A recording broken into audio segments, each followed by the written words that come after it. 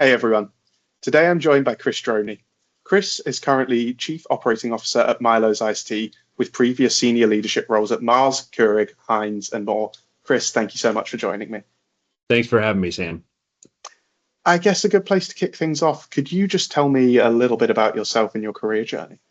Sure. My career has been all focused in consumer goods. And I think I just always had this love and this passion for walking down the supermarket aisle and seeing different brands, different products, different packages. And it wasn't necessarily, what I went to school for and thought, I'm going to go work in CPG. But I grew up in Pittsburgh, Pennsylvania. Heinz, this is pre-3G, pre-Kraft Heinz was a legacy company for 100 plus years in Pittsburgh. So I happened to get an internship with them during college. That turned into full-time employment. And, from there, I've been able to grow not only, at Heinz, but at different companies along the way. So, that's how I got into the industry. I have never lost that kind of excitement, that zeal, and that passion for being able to see a consumer buy our product off the shelf, use it, and enjoy it, right? It's just a special connection that not all industries have, right? It's not better or worse. It's just our industry has that special personal consumer touch that I really, really value and appreciate. So Heinz, I've worked there for around 7 years. Had an opportunity to move across different, positions and roles.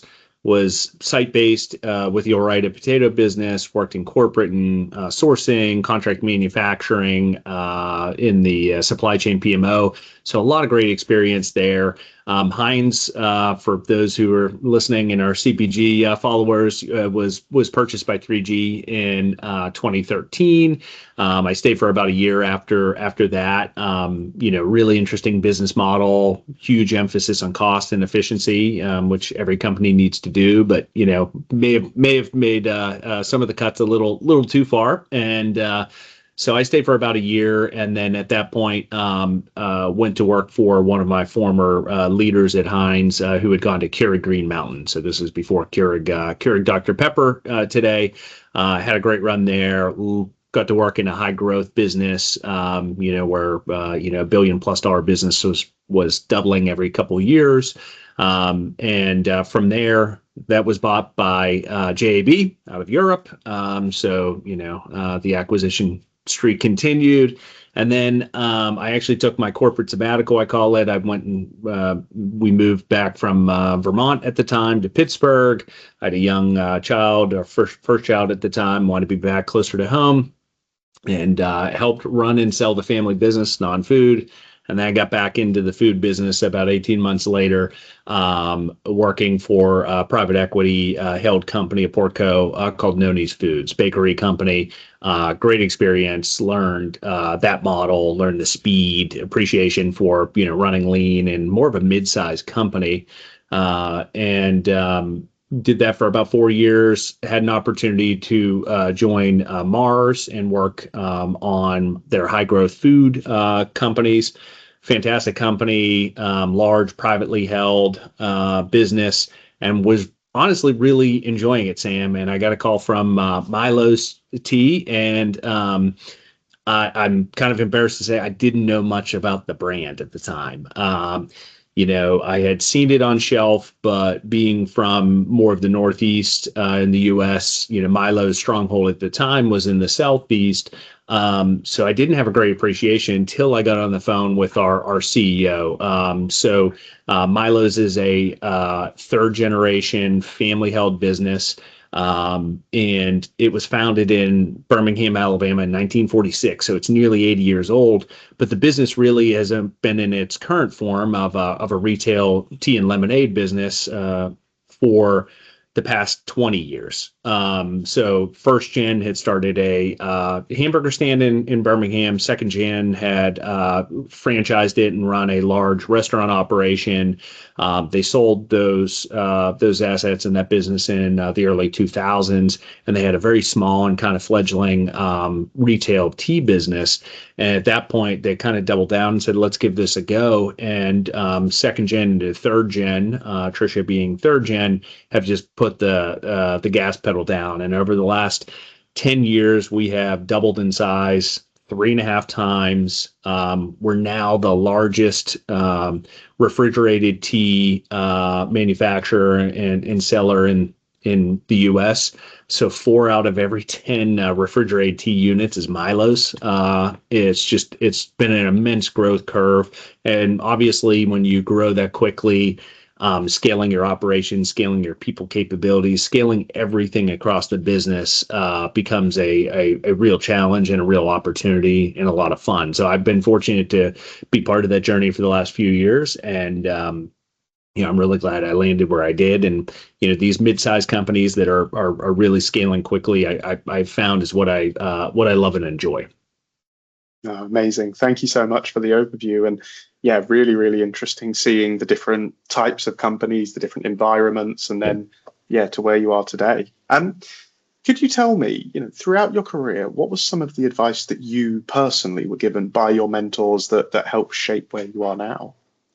Yeah, this one's it's maybe not as deep and sophisticated as you may expect, Sam, but it's one that's always stuck with me, and I think it's just such great, simple advice, which is be a simplifier and not a complicator. And I worked for a leader who would just say this time and again, and he maybe took it to the extreme of that's basically how he did his annual reviews was, are you a simplifier or complicator? But I think really what he meant at his core is, are you able to distill what may seem like more complex business situations into digestible chunks and simplify it so that the team can react to it, attack it, and solve it?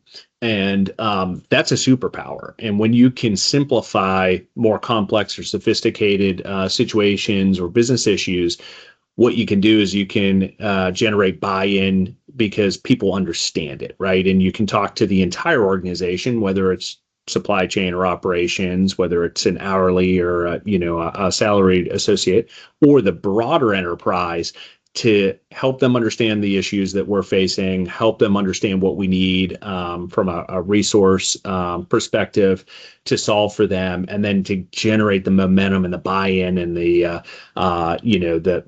collective voice of one to go solve it. And I think that's always been really, really something I've reflected upon. I think about how I try to communicate, how I try to, engage our team. But if you can simplify things, you can go really far.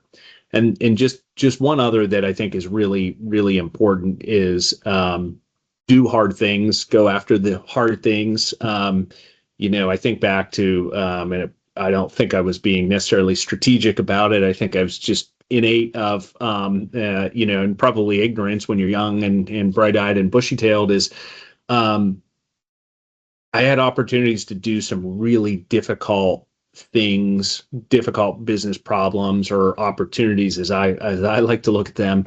And I think that that's going to make you so much better as a person, as a professional, and you're going to learn at a much faster and more rapid pace. So I think, and you build resilience, you build knowledge. It's better for you. So that opportunity to, when you see a problem, to raise your hand to say, I know we're stuck here. I know this is an issue. Let's dig in. Can I help solve it or be part of the team to solve it, is a really critical thing. And I think often people, play it safe. And while that might feel comfortable at the end of the day, if you're not challenging yourself and feeling uncomfortable, you're probably not growing. So that's something that, has stuck with me throughout the years. And I try to coach my team to it of like, let's not be scared of what seems tough, what seems difficult. Let's go after that and face into the wind. I think they're both so valuable. And I really like that because the first piece of advice there is so applicable to so many situations, and especially in the modern day now where it feels like there's a different cheat for everything, something that'll make your life easier, something that'll make it faster. I find quite a few of these don't necessarily simplify things. And actually, when you boil it down to its core, that's a really good way of looking at it. I like that advice a lot. Well, you know what? It's interesting, right? At our core, we lead people, right? When you're in operations supply chain, at its core, you lead people, right? And you can talk about AI and digital transformation, all of those things, and those will be superchargers of our performance.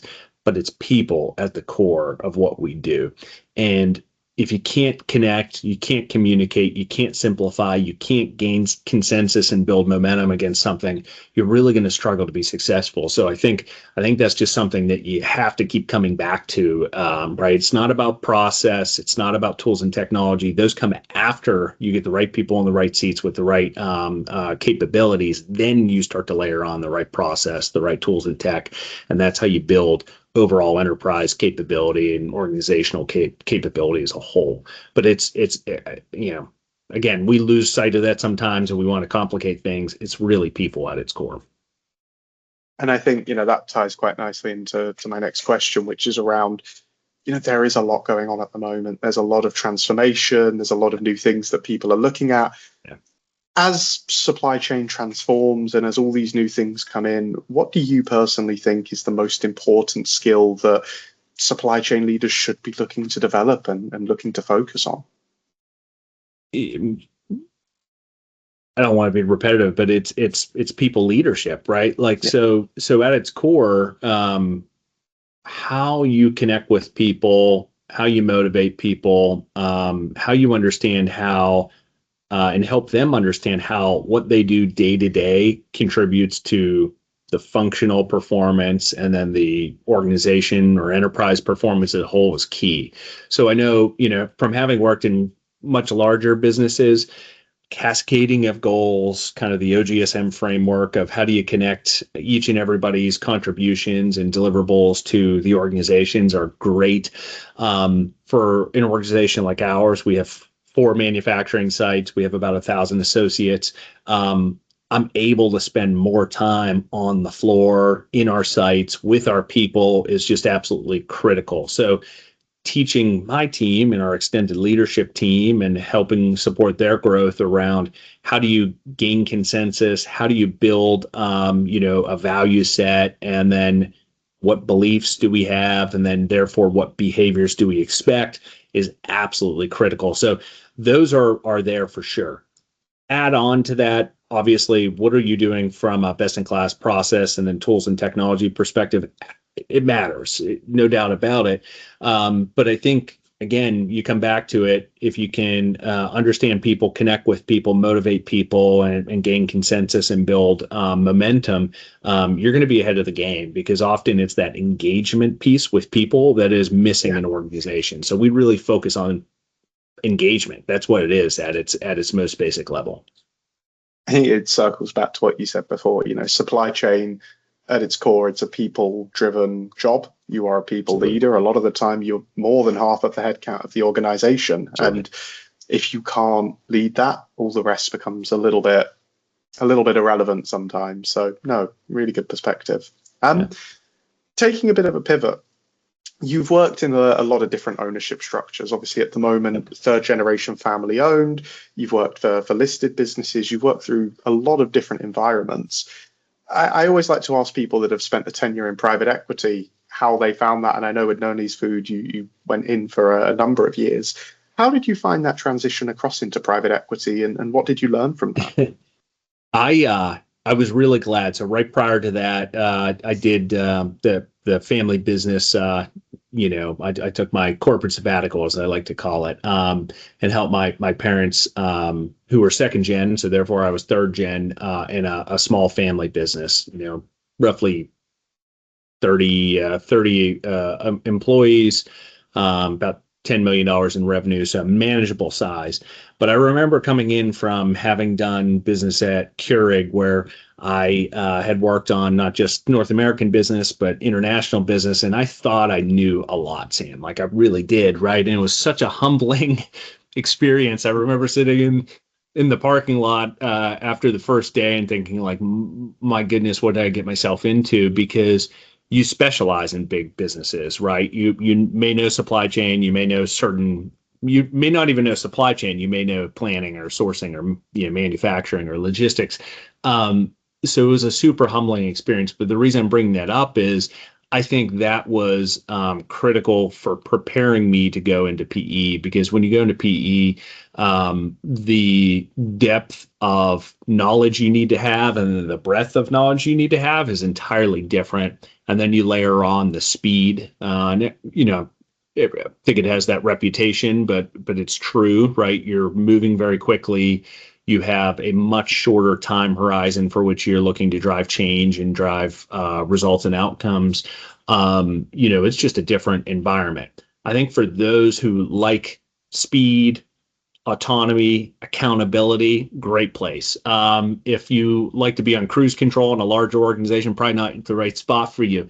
But I think there are some wonderful attributes of learning how to operate, learning about broader business. And in that case, we were in a mid-market company, Nonies, and you get to see end to end. So I got exposed to a lot more on the commercial, the sales and marketing side, the finance side that I would have ever gotten exposed to at Heinz or at Keurig, just given the size of the business. And for that, I'm super thankful. You also work with really seasoned executives. So, CFO, CEO, who I work for, really, really fine individuals. So you get to learn from some of the best operators out there. So I personally enjoyed that. I thought it was fun.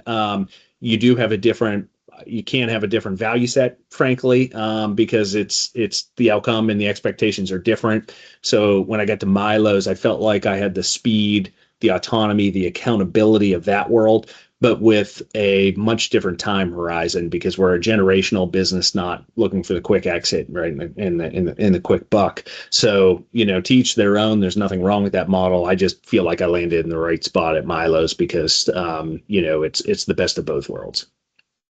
And I think it's as you say, it can almost supercharge your career going and doing a cycle in private equity. But the best advice I heard on that was that you just need to brace for impact, because it's so different. And that pace, it's very foreign to a lot of people that have only worked in the bigger multinationals, the bigger environments.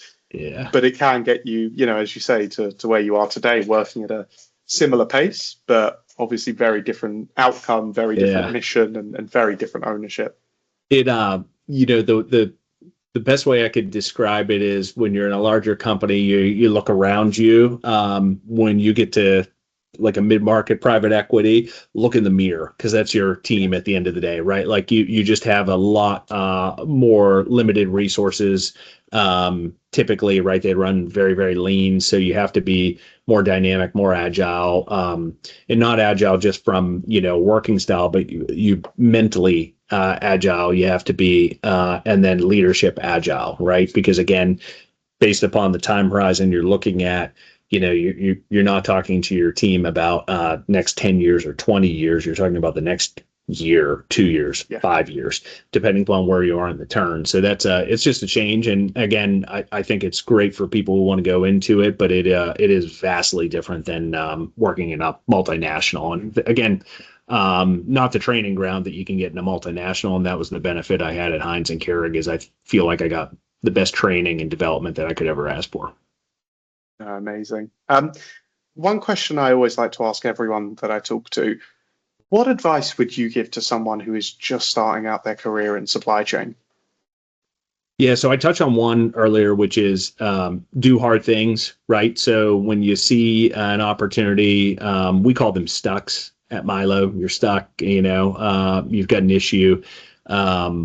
Go after those, seek those out, fix them, address them, raise your hand. So always be willing to do that, I think is really, really key. And then my personal bias, because I was always interested in the broader business, is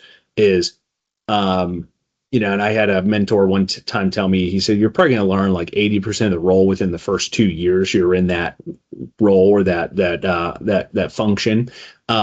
And then move. Like if you want to do more general, management things or broader leadership things, move. And that's not for everybody. Some people love planning, right? And they live and die and breathe that, so they stay in it, and that's the right spot for them. But I think if you have aspirations to do more, and particularly in supply chain, we talk about the four quarters: the plan, the source, the make, the deliver. Getting that experience early on is really critical. And that's where the multinationals have a competitive advantage, because a lot of them have great leadership development programs that give you that more diverse experience early on. And I think if you could do that, you can get plant level experience, you can get corporate experience, you can get it in different functions, you can get in different business units, is absolutely key for your career. So I think all of that. And then, Sam, one of the things that I didn't experience, because this just happened in the last few years, but I think it's all ties back to intentionality, is how do you develop like mentor relationships? So, I've always kind of thought of it as like your personal board of directors, right? Who do you surround yourself with to coach you, encourage you, challenge you, hold you accountable?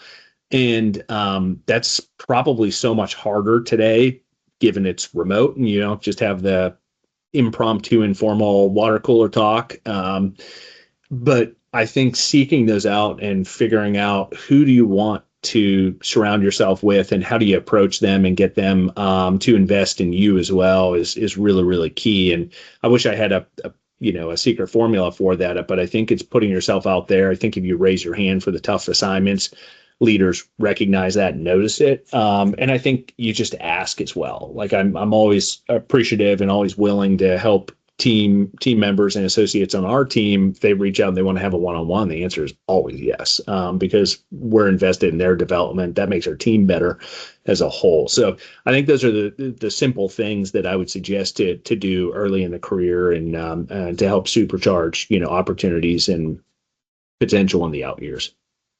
Brilliant. And on the other side of the coin, if you were talking to a vice president, a senior vice president, someone that is one seat below that board level and wants to reach that chief supply chain, chief operating officer role, what advice would you give to that person?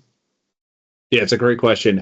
I think of this model that I was exposed to at Mars. They do a great job with this, but they had this sailboat, right? So imagine the sailboat. You see all the sail moving with the wind going into the sail, and it's moving the sailboat, at speed.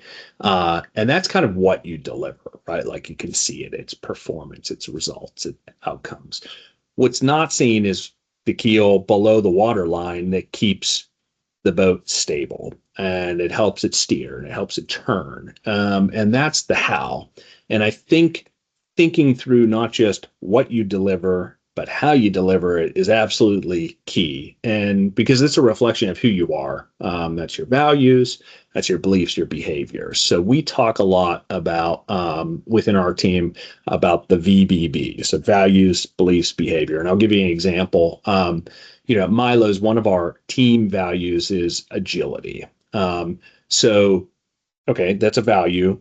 We say that's in our heart. Like you either have that in your heart or you don't, right? And we screen for it during pre-employment. We hire based upon it. We coach. We separate based upon whether or not you have that value.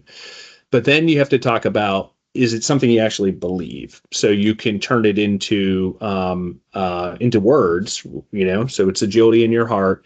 Do you believe in progress over perfection, for instance, right? That's like how you can start to believe it. And then do you behave in that way? So do you take risks? Do you move with speed? Do you try to move the business forward and pivot when you need to as fast as you possibly can? And so when you start to think of that values, beliefs, behavior alignment, it really helps us coach, reward, recognize, promote, et cetera. But I think that's what we look at most intently, is not just did you put points on the board, because there are tons of great operators that will win the day and win the shift and win the quarter. But then when you talk to their teams, they're disengaged. They don't believe in the leader. They don't display the right behaviors or beliefs and values, and therefore it's not sustainable. So I think finding that, and it really comes down to not only the company values, but what are your core values and what do you want to be known for. So I think that's really, really important. And one other that I would bring up is really thinking about systems, right? And thinking of it not just on a functional level, but an enterprise level. So can you take the hat off as a leader of supply chain or, one of the sub-functions of supply chain, or and think about the enterprise and think about how you put together an awesome, sustainable system. And we call it a system with a capital S, which means the right people in the right seats. It's the right fit for purpose process, right? So not bureaucracy, not crazy governance, but the right process. And then you think about what tools and technology you layer on to supercharge performance. So that system thinking is really, really key, because often people will think of one, but not all three, or maybe they're good at two. So they'll be good at hiring people, but then they won't put the right process in place to get the most out of the team, or they focus solely on technology, right? Well, AI is going to solve all of our problems. Well, AI can absolutely supercharge performance, but if you don't have the right people in the right seats and the right process to guide it and steer it, it's not going to help you. So I think those are some of the things that we look at, and I think that's applicable regardless of business size. Is just a couple things that I would suggest. No, brilliant. I really like that answer, because I think a lot of people, when they think of that top job, they think of strategy, they think of making sure the results are there. Sure. But it speaks a lot that you would highlight culture as such an important part. And I think it's true. When you're at the top, you build that corporate culture, you lead that culture. And if the culture's not there, even if the results are, will that stay long term? And, you mentioned how fast you've scaled and where you've reached. That sort of reflects in that. So, no, really interesting answer. I appreciate it. Yeah, we I think it's often very hard to tie the company values into what you do day to day, because quarterly earnings get in the way, or an outcome that you need to drive on a certain timeline gets in the way.